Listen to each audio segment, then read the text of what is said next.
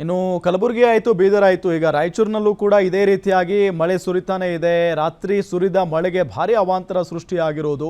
ಸರ್ಕಾರಿ ಶಾಲೆ ಸಂಪೂರ್ಣ ಜಲಾವೃತವಾಗಿ ಅವಾಂತರ ಸೃಷ್ಟಿಯಾಗಿದೆ.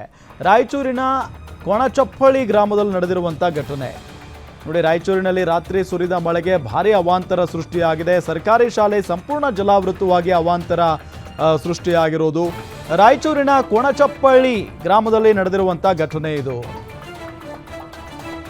ಸರ್ಕಾರಿ ಶಾಲೆ ಆವರಣದಲ್ಲಿ ಎಲ್ಲೆಂದರಲ್ಲಿ ನೀರು ನಿಂತ್ಕೊಂಡಿದೆ. ಮಳೆ ನೀರು ನುಗ್ಗಿ ಸರ್ಕಾರಿ ಶಾಲೆಯ ಆವರಣ ಕೆರೆಯ ರೀತಿಯಲ್ಲಿ ಕಾಣಿಸ್ತಾ ಇದೆ.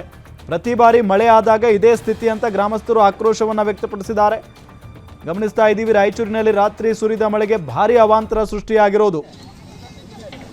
ಸರ್ಕಾರಿ ಶಾಲೆಯ ಆವರಣ ತೋರಿಸ್ತಾ ಇದ್ದೀವಿ ನಿಮಗೆ. ಹಿಂಗಿದೆ ನೋಡಿ, ಅದು ಆವರಣ ಸಂಪೂರ್ಣವಾಗಿ ಜಲಾವೃತ ಆಗಿದೆ. ಅಲ್ಲಿ ಹೋಗೋಕ್ಕೆ ಆಗಲ್ಲ.